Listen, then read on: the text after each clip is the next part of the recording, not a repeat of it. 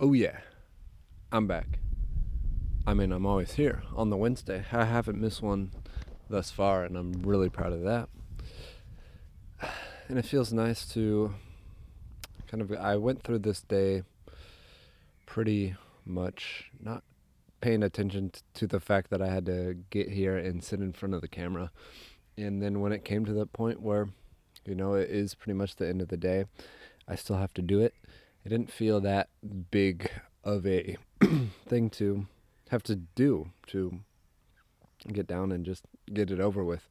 And I still have a pretty good topic that I wanted to talk about. That being the fact of not trying to get your hopes up too much, not trying to overthink a situation, and being careful what you wish for. Because this life that we're living is so complicated, so full of so many different little variables that actually play in to what a moment becomes. What are the results that we're actually getting out of it? And with that, us humans like to, take our time to sit there and try to figure out what is the optimal way that it should go. What is the optimal combination of variables that will give me the result that I'm looking for? And that's great. That means that we can look forward to things. That means that we will always try to get something better out of a situation or get the best thing out of a situation. But at the same time, doing so can distract us from what is actually there when we get our hopes up too much, when we focus on trying to make something become one thing over the other or become a very specific thing. And if it ends up going in either a completely other direction or even just slightly off that course, we get fed up. We think that the situation didn't play out how it should. And with that, we are distracting ourselves from any benefit of the situation because the benefits of a situation are only there for the taking when you actually recognize them, when you're actually understanding what they are and realizing how they can benefit you. You aren't going to get anything out of a situation if you completely ignore it. If you are completely just going to label it as a only a bad or only a good even won't help you see what you actually may need to learn from said situation.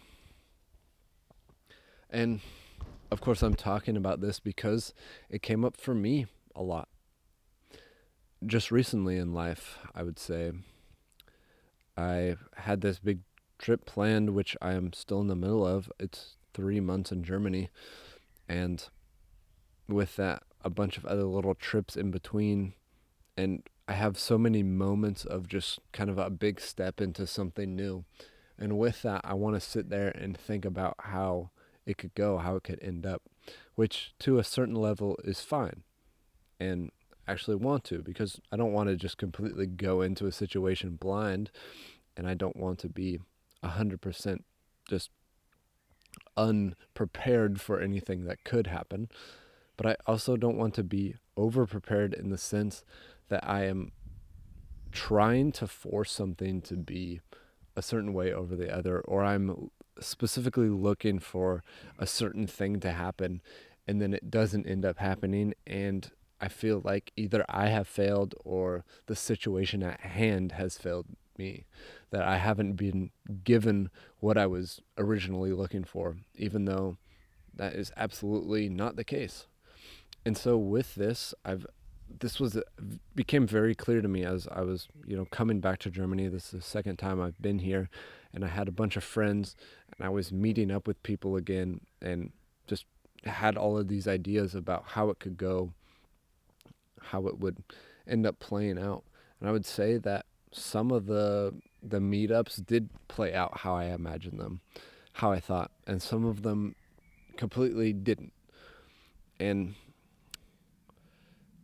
then I asked myself, okay, what if the ones that did end up not ended up not going exactly how I planned them, and rather in a completely different direction, would that have actually taken away anything from me? And it would have if I had put so much care into saying, okay, this has to happen this way. If not, then all else fails. Then it's really a bad situation, which absolutely wouldn't have been, because at the end of the day, I'm still here. I'm still going to see those people, and I get the same benefit out of it. Even if the didn't go to my plan, then at the end of the day, I'm still seeing those people. And I would say I handled the situation a little so-so, as this is kind of my big first realization into all of that. And that's why I wanted to talk about it, is I find it is quite important. And now I'm asking myself, okay, these were situations where, me create an idea of how it should be. It was very clear that I was doing that. And now I'm asking myself, okay, are there situations still in life where I'm doing that and I'm not recognizing that I'm doing that? And with that, I'm not getting kind of the emotions out of what I should, because your emotions really are your perspective. You're getting those from the perspective that you're going into the thing with. If you want something, let's say you're building a project and you have, like a complete idea of how everything should work together, and it'll be perfect and it will work exactly as planned, and maybe 95% works exactly how you thought. But that 5% you're always going to notice if you completely are putting all of your worth onto the fact that it would be exactly like you planned for. That 5% is really going to stick out, and it's going to start to feel like a bigger thing than it actually is, although you still have 95% of the things that you wanted. And still, it could stick out like a sore thumb and really kind of get out the back of your head.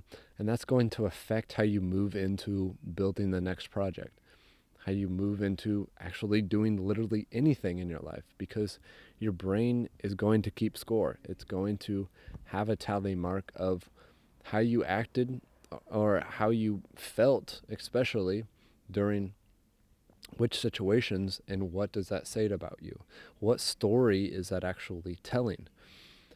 And that's where we have to be really careful, because we do not want to be telling ourselves a bad story. We don't want to tell one that puts ourselves down in any sort of way. And it's not as simple as simply being 100% optimistic or even being 100% realistic. But it is something that happens at a very subconscious level. We can't simply say to ourselves, okay, I'm going to be positive now, and that means everything in my life will eventually turn out to be positive. We have to actually change some things and change how we go about some things. The intent behind what you do is very, very important. Why do you get up and brush your teeth? Well, if you have, something that seems very simple, something that maybe everyone already does, and feels like it doesn't need to have a reasoning. I do it because, of course, I do it. But actually, why do you do it? If you understand why you do it, then it makes doing it so much more meaningful, and that compounds into another thing and another thing and another thing, and you finally build an image of yourself where really something as simple as brushing your teeth is kind of empowering, because it's telling yourself, okay, this is the reasoning behind it, and such a simple action ends up becoming a very powerful sign that you care for yourself. Yeah, I've talked about this before, but I do believe it's kind of a funny topic. You take something very simple, you figure out that reasoning, and you kind of keep that in the back of your head as you're going about doing that task. Why do you wash your dishes? Why do you cook for yourself? Why do you get up at a specific time or go to sleep at a specific time? understanding why you do something that may seem very fundamental in life really does change your whole perspective. And you get kind of these passive points from it, these little brownie points for yourself, because it's something you already do. It's not necessarily a new habit that you have to build. It's simply a new perspective towards something that you already do, a new way of looking at things. And you start to feel really good about yourself because you realize, okay, I'm already doing like 100 different things that are benefiting me, that are in my best interest. And it doesn't have to be something, crazy like they put on Instagram of running 100 miles or doing ice baths or whatever it is. It could be literally something as simple as brushing your teeth or making sure that you wake up at a specific time.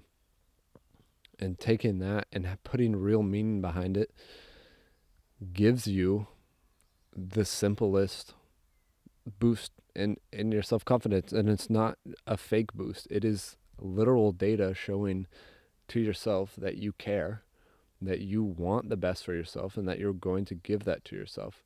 And understanding why. And this understanding of why you do it builds just this image of yourself of who you actually are. Because it really isn't as intuitive as we always hope that it would be, trying to figure out who we are as people. It takes some time. It takes actually sitting down and questioning yourself. And you might find that there is no real reason why you do X, Y, and Z. And you should probably stop doing X, Y, and Z if there is no real reason behind it.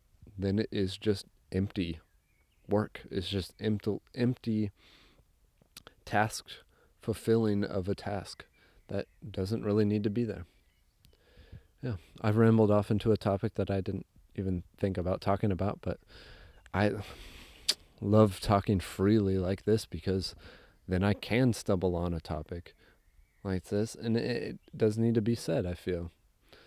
Anyways, yeah, to get back to the original topic, we don't want to ever create this sense of it needs to be this way, and if it's not this way, then, everything I failed or the situation has failed me.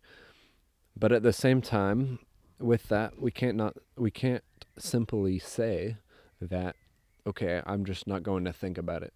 Because of course we are. We can't necessarily control our thoughts. We can control how we act upon those and where we put our worth in. So, there are intrusive thoughts that we have in our brain where it's just literally whatever, jump off the cliff. And of course, we're not going to act upon it, and we're not even going to put our worth into that. We're not going to give it the time of the day. But we can't necessarily control these thoughts from happening. They are kind of interruptive and almost uncontrollable.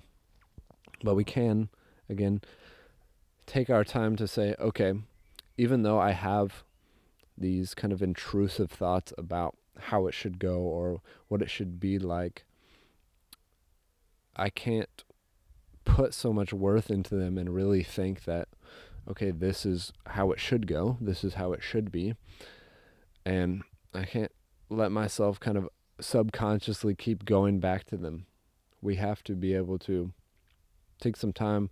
And a practice that I found useful for this actual situation, because about 3 weeks before I left for this trip, I was really kind of getting in my own head about it, about how it would all play out.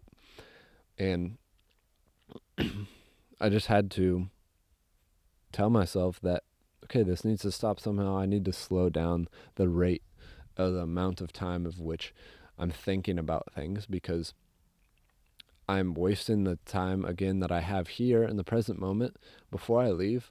And then I'm also going to be setting myself up pretty falsely for when I do actually leave, when I do actually show up and experience the things that I'm spending so much time thinking about. So I did a little practice of simply, if I notice a thought like that is coming up, notice that, okay, see what it says, and then redirect myself into the present moment, because that's what I'm really looking for, is to be present in the moment and also not give these thoughts really ultimate power over me, that they would consume my brain, because it's I feel the brain works in the way where if you don't give it the time of day, then it won't really put that much importance on it. If you spend 3 hours thinking about something and then you say, well, it wasn't really that important, well, I think your brain's still gonna keep it think it that it's that important. It's still going to put a lot of importance because you did spend 3 hours thinking about it. So we want to kind of redirect, and I just found it a good practice to go, okay, these thoughts entered my brain. I'm going to take them as they are, and I'm just going to redirect them. I'm just going to look around my surroundings, name off a few things, be in the present moment, think about something that's happening right now in this moment rather than something that's going to happen 3 or a month in the future or a year, and just be here in the moment. Yeah. I would say in a lot of situations we want to again recognize that these thoughts, recognize what could happen. We don't want to be completely oblivious to all the options that stand before us, but we can't act upon them. We can't try to force one way over the other, especially when it comes to oh my goodness, I have so much stuff in my throat. Especially when it comes to interactions that involve more than just you. When it's a group of people or just simply one other person, you can't control that connection because it is a mission. I'm speaking two different languages right now. It is a mix of multiple feelings coming together, which you have no control over. And so you can't at all force one thing over the other, and you don't want to. Even if a situation sounds very, very nice, you know, for example, let's say you have a group of friends and you want to go out to the movies, and you're thinking about, okay, what could happen tonight? What all could we, get up to? And it doesn't end up being that way at all. This might seem like a very small example, but it really is life. If you say, oh, I'm going to hang out with friends, it's going to be an amazing time, and it still is an amazing time, but it's not what you wanted, and so it's not as amazing, and your brain just kind of find it not as big as it could have been. Then you end up just losing a big chunk of so much that you could have learned from that situation, so much you could have taken out of it because you are simply distracted by the fact that it didn't go the way that you wanted it to. And if you are coming into the situation and trying to force one way over the other, say you want to go to the movies and watch a specific movie, but two friends don't want to do that at all, and one friend wouldn't be able to make it there in time, but you still force that on them, and so they go see the movie, and sure, it's what you had imagined before, but in the group sense and the total sum of everything that comes out of it, it wasn't the best because you weren't acting from the moment in itself. You were acting from a previous moment where you had thought about it and wanted it to be such a way so very much that you forced it upon others, and you might not even realize that you were forcing it. So it is almost a fact you have to act off of instinct in situations, especially when they involve more than one person. I swear, my grammar gets like every time that I switch between languages. Yeah.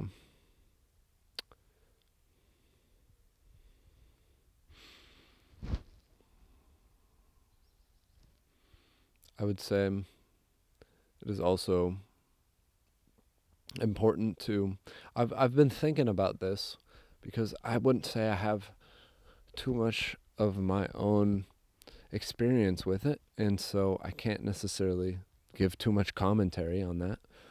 But I've been thinking about, okay, how does the opposite feel to have something always turn out way better than you expected. Something to always turn out just like you expect here, and then it's always here.